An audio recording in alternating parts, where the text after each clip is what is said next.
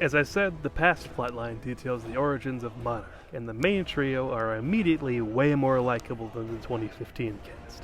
If you want to measure greater depth, we get maximum overlap at 30 meters. Only when we use the diamond grid. This was a circular dispersal. Fire in the hole. They're the complete opposite of them, because these guys act like adults. They have an entire love triangle subplot, which I usually wouldn't like, but it's handled so well because they act mature about it. Lee and Billy are still friends and still support each other, even though Keiko ended up choosing Billy. And as I said, Lee Shaw is a really fun character to watch. Kurt Russell gets a lot of credit for that, but Wyatt is amazing too. What do you see? Same as you, Billy, just closer. Thank you. And I was actually very surprised that Bill Randa, a supporting character from Kong's Skull Island, is a main character here. And Anders Holm does a good job. And Keiko, Bill's eventual wife, is a complex character too. I loved the ever-so-brief exploration of how she has to deal with racism being a Japanese woman working for the US government in the aftermath of World War II. I only wish they explored it more. These guys are all great. The problem here is the story they try to tell with them. Because as lovable as they all are, and as fun as their story is, it completely destroys any continuity with the rest of the franchise. And sometimes even with itself somehow. When this show was announced and previews started coming out, there was a lot of buzz about it retconning the MonsterVerse comics, which are completely adequate. I don't care that Muto Prime looks like Michael Bay Megatron, shut up about it. Anyway, weirdly enough, the comics seem to be the one thing that Monarch didn't retcon. Except Godzilla Awakening, which I haven't read, but from what I understand, it was already barely canon to begin with. Even though Lee Shaw is apparently in it, I don't know. And as much as I'm annoyed by the characters in 2015, that storyline doesn't really break canon. Until the end, but we'll get to that. So the 50s plotline starts with the very, very beginnings of Monarch, and we are immediately met with an issue. So, Keiko Miura is assigned to investigate some radiation spikes in the Philippines, and Lee Shaw is assigned as a bodyguard.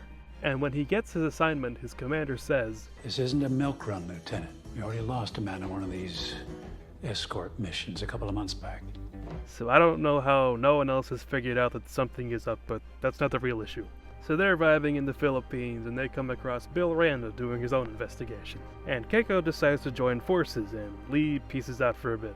But Bill is looking for the wreckage of the USS Lawton, which is established in Skull Island to be the ship that Bill was on in World War II that got destroyed by a monster, with only Bill surviving. You heard of the USS Lawton?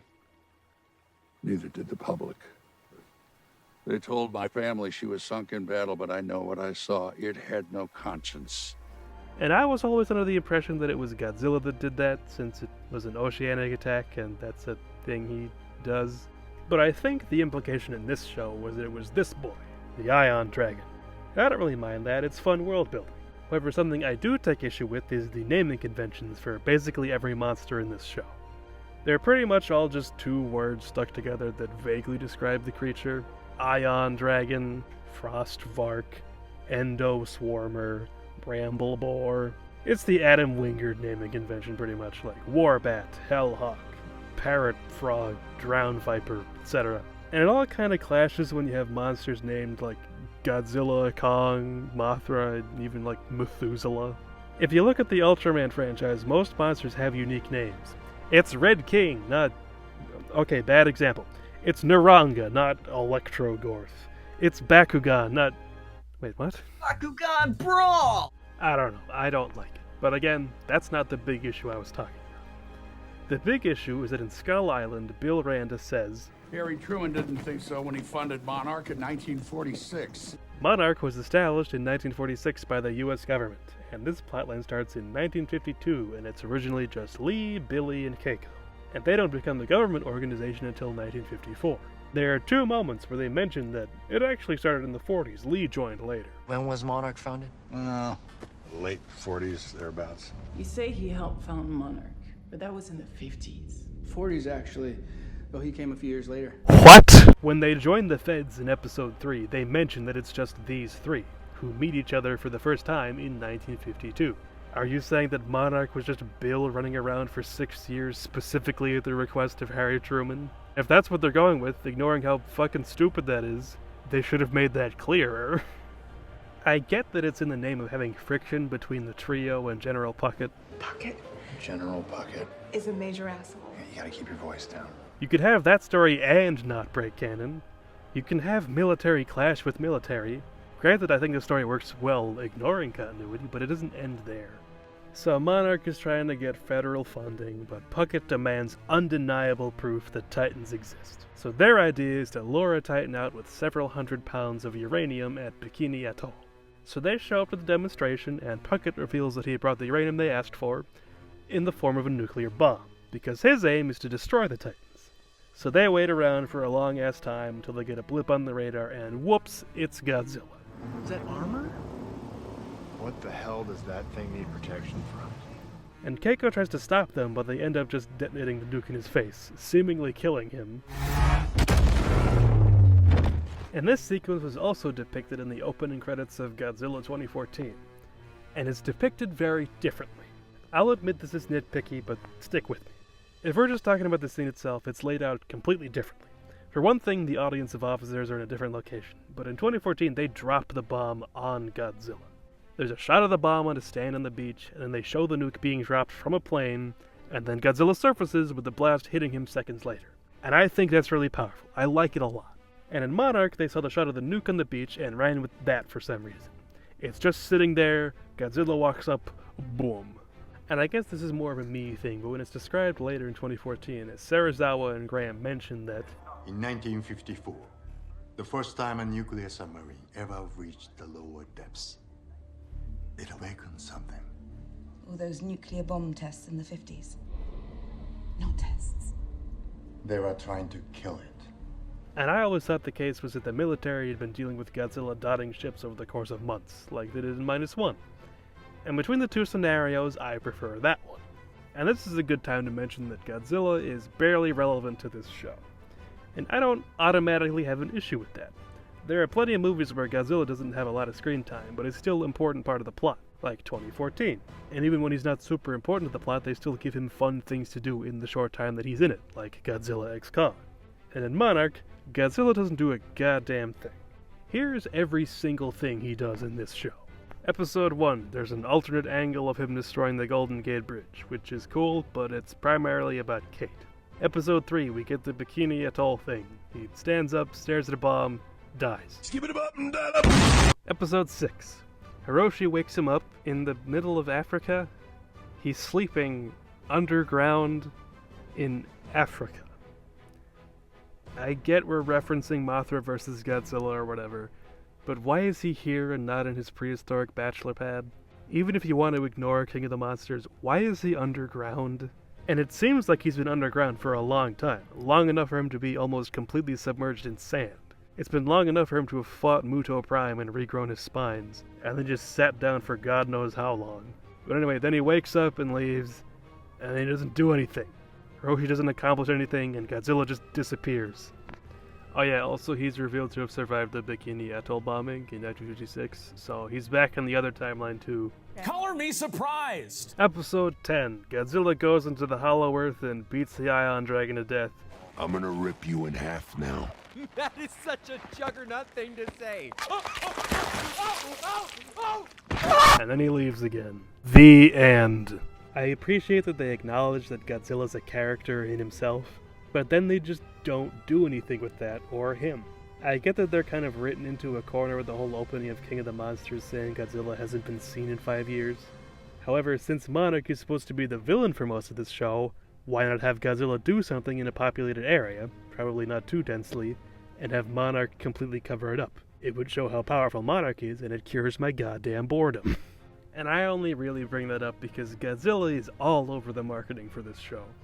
He's on all the posters, he's in the thumbnails for both of the trailers, and the final shot before the title drops in both trailers is him roaring. It feels a little deceitful, but I also don't know how else he really would market this show. Also, bit of a tangent, but the name Godzilla has always been a little odd to me in this universe, dating all the way back to 2014. See, most of the time when Monarch names a monster, they seem to base the name off of some kind of legendary or mythological character. Tiamat, Behemoth, Methuselah, Scylla, etc. Even when it's a Toho monster, they give some sort of explanation. You got a catchy name for this one? Local legends call it Rodan, the fire demon. Nice. But Godzilla always goes unexplained. In 2014, they introduced him as Gojira. We call him Godzilla. And then a long time passes, then someone randomly blurts out Godzilla. As of now, it looks like Godzilla is still following the Muto. He's hunting. I get it, they're relying on the audience knowing that they mean the same thing, but it always bugged me a little bit. Not too much, just a nagging little nitpick. However, in Monarch, the gang encounters Godzilla basically randomly. He just happened to be in the area. And then a few episodes pass and they encounter him again, and now they just know to call him Godzilla. Such as Godzilla, sir. And that the Japanese form is Gojira. So we know that Gojira was in Bikini. Where did they learn this? I don't know, but I kinda would have liked to. But getting back to the actual plot, episode 6 is when we get a new problem. The story contradicting itself. They're establishing the Lee, Keiko, Billy love triangle, and Billy and Keiko head off to Japan to interview this Dr. Suzuki guy, and leave Lee to make their case at the budget meeting. But Lee lets his feelings get in the way and joins them in Japan, where he and Keiko talk things out, and then Godzilla shows up for a few seconds. But then they all get back to Monarch HQ, and it's revealed that Monarch has been taken over by some other jackass feds because Lee wasn't at the budget meeting. And then in episode 8, yes, skipping over episode 7 completely, they end on a cliffhanger and leave an entire hour of content before they even acknowledge it again. The fact that they're not in control of Monarch is only relevant in the first scene of the episode, because the rest of it is Lee tasking Billy and Keiko to compile every possible Titan sighting they've come across, so that he can present it at the budget meeting? I thought they already missed that, and that's why they've been relegated to the closet in the basement. But then Lee gives Puckett the Monarch Bible, and the next time we see them, they're back in complete control of Monarch. So what was the point of that? It's barely a source of conflict. And if you really wanted to include it, it could have been massively streamlined. But anyway, then Keiko seemingly dies, which is shown in episode 1 for some reason, and then we just start over from the beginning of episode 2 before we finally catch up to it in episode 9. And Lee also seemingly dies in an expedition to the Hollow Earth. And that part takes place in 1962. 11 years before Skull Island. And at the end of this episode, the end of this whole plot line, Puckett says he's shutting down Monarch because he wants Billy to focus on raising Hiroshi. Yeah, your boy's already lost a mother. Now an uncle. Do not take his father away too. And I don't know if I really need to say that this doesn't really line up with Skull Island, where Monarch is fully operational yet at the risk of being shut down. It's not as outrageous as the other incongruencies, but I just would have liked a little more of a bridge. I also would have appreciated more of a transformation from Anders Holm to John Goodman, but that's less important. I'd also like to mention that King of the Monsters implies that Monarch has documented Mothra and has Chen and Ling's grandmother on the payroll by 1961, and that shit is not acknowledged. And again, it seems like Billy is the only member left, but whatever at this point. But those issues only really affect the 50s plotline. The 2015 plot is entirely untainted by these retcons. Until episode 9. Fuck!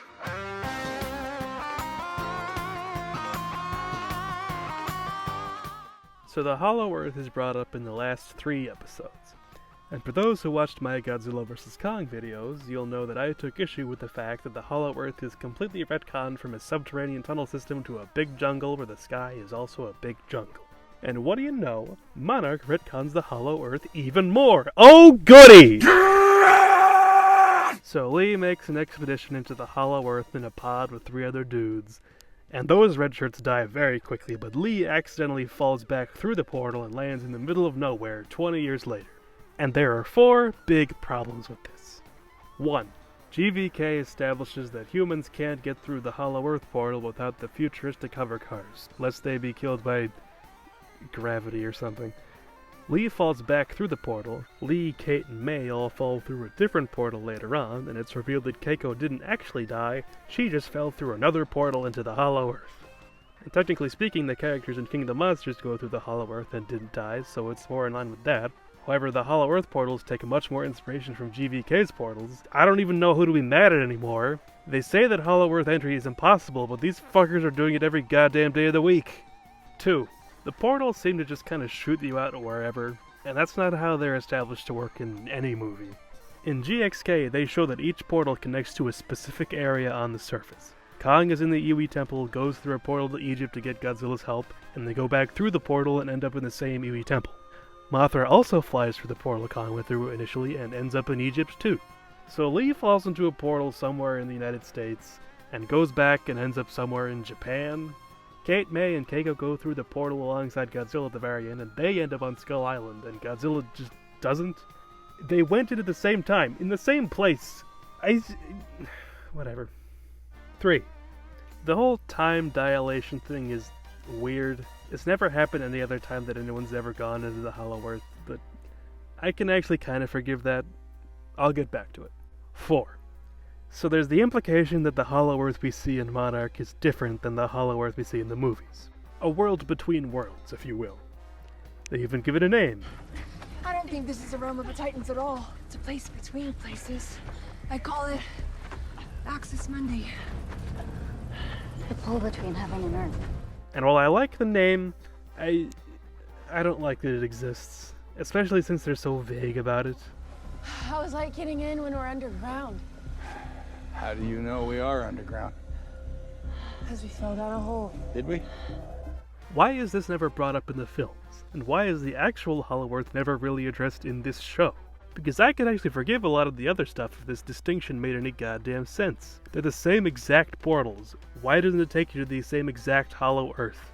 King of the Monsters is just vague and mysterious enough that I can almost forgive the changes they made in GVK, but by the time Monarch came out, we had hard and fast rules about it. And I had thought that maybe, just maybe, this would factor into Godzilla X Kong. And it does not. Not plot-wise anyway. It's just the normal Hollow Earth of the movies with no time dilation or glowing trees. And these changes don't really serve a purpose beyond, oh, Keiko's back. But then the problem with that is that I actually really like what they did with Keiko. Kind of. There's this scene where Keiko reunites with Lee, and it's amazing. She has to come to terms with the fact that her husband died and her son grew up without her. And Mari Yamamoto fucking kills it. And Kurt Russell ain't slacking either. It's a great scene, and it's kind of the entire point of creating the whole Axis Mundi thing. And I feel like this all could have been so easily fixed if they just made it the same Hollow Earth. You can keep the emotional core of this story without adding in all this needlessly complicated bullshit. Hell, keep everything the way that it is, just fucking throw in some dialogue that actually integrates it into the Hollow Earth. Have it be like when Star Wars shows a different side of an established planet. Like, Kessel isn't just spice mines, it's also green. Just make it make sense, it shouldn't be that hard. But getting back to Hiroshi's dumbass plan that goes absolutely nowhere, the Monarch agents have one too. Throughout the show, Monarch is monitoring all these sites of Titan activity, severe radiation spikes that might mean that another world-ending event is on the horizon. And Lee eventually starts blowing up Hollow Earth portals to try and seal off their world, which is a thing you can do apparently. And this apparently has an effect on all the radiation spikes, making them much, much higher. The gamma ray emissions coming from that area dropped to 0. Well, that sounds good. But then immediately increased at a dozen other sites. That sounds bad.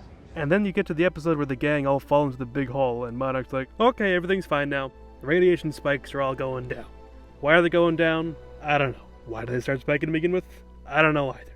It doesn't serve any purpose and it doesn't go anywhere, but hey, at least we got... I don't know, I got nothing. It's just fucking artificial tension. I want this show to be over so badly. And then finally, when they make it out of Axis Mundi at the cost of Kurt Russell, they end up on Skull Island. And according to the GVK novelization, there is a Hollow Earth entrance on Skull Island at this time. So I'm on board so far. I still don't get how they went to the same portal as Godzilla and ended up in an entirely different location, but whatever. And again, the scene where Keiko reunites with Hiroshi is really sweet. It almost makes me not hate Hiroshi. And then we get the reveal that 2 years have passed, which I still don't really like the time dilation, but whatever. I saw it coming a mile away, but I don't care anymore. But then, we get the reveal that Kentaro enlisted the help of Apex to help get the gang out of Hollow Earth. First of all, why is Monarch allowing Apex to operate on Skull Island? They imply that they made some kind of deal with each other, but Monarch is very adamantly against doing any actual Hollow Earth experimentation. That's why MVP Tim quits. So they won't do it themselves, but they'll allow the nefarious tech company to do it. Also, I have to assume that Apex gets booted off of Skull Island at some point, right? Because in GVK, it seems like Apex has nothing to do with the Kong monitoring station. They have to beg for permission to use Kong in their little expedition. But they never explain any of this in the show, because the whole point was to shoehorn in a Kong cameo at the very end. And I feel nothing but relief for the fact that the show is finally fucking over.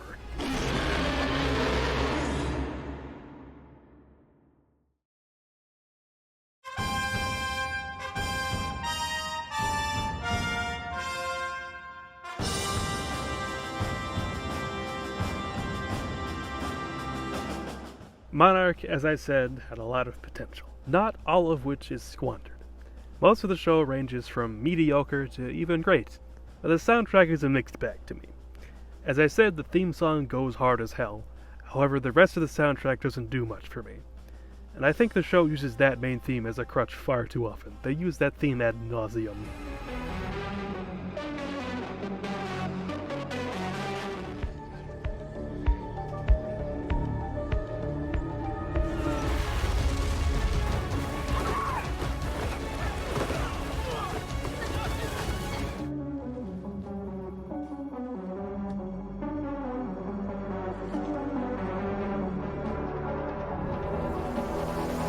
And apart from that, I wasn't really able to find any consistent themes throughout it. Not even a theme for Godzilla. It's just kind of noise. And I realized that TV show scoring is a whole other beast than film scoring. There's not as much time to do it, it's harder to really cement themes across multiple episodes, but far from impossible. Star Wars The Clone Wars, my favorite show of all time, has all kinds of themes. Ahsoka, The Clones, Savage, Satine, 7,000 different uses of the Imperial March. I know action shows themselves are another beast, but pretty much every modern season of Ultraman has distinct themes for each Ultraman's different forms.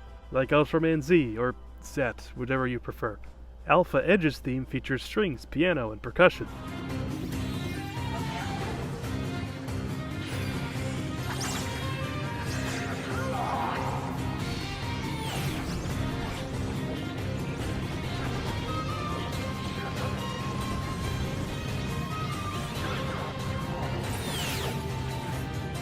While Delta Rise Claw features strings, electric guitar, and synth.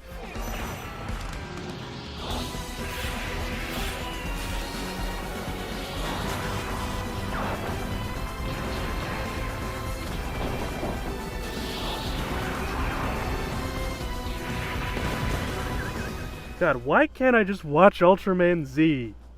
Sticking with the Ultraman examples, even if you don't want to come up with different themes, you can differentiate through different orchestrations. Ultraman G. Zero's bass form theme has a lot of brass and strings,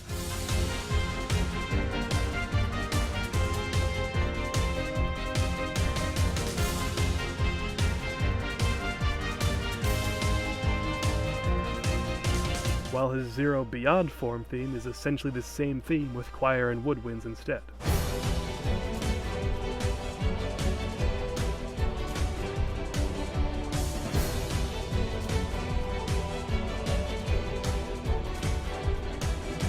I would have accepted any of those over the soundtrack the way it is, but when you get down to it, it's not a super big deal.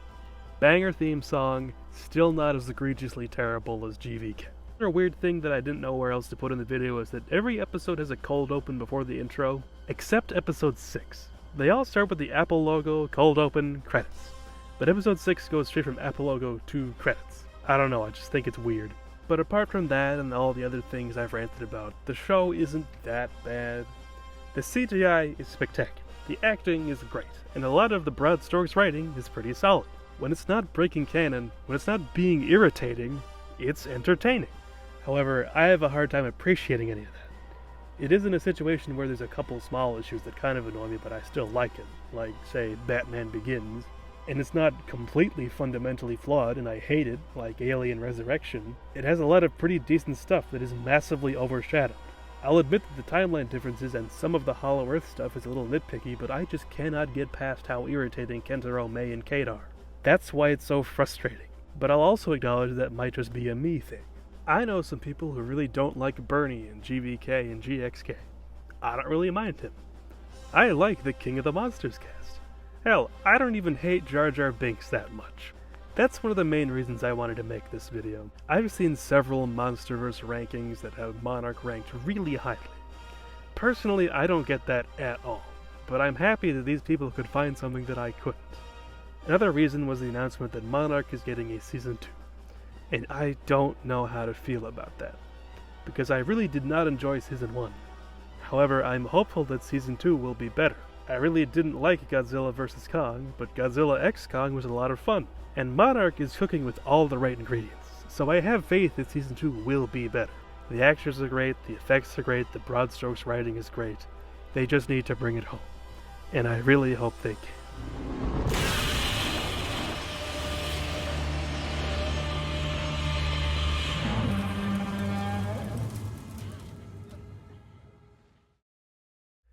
Real talk though, I'm hoping they finally greenlight that Monarch G-Team show. Please, O'Shea Jackson Jr. has already put so much work into it. Just let him cook. Legendary, I'm begging you. I guarantee you it'll be so much better than Season 1 of Legacy of Monsters. Legendary, please!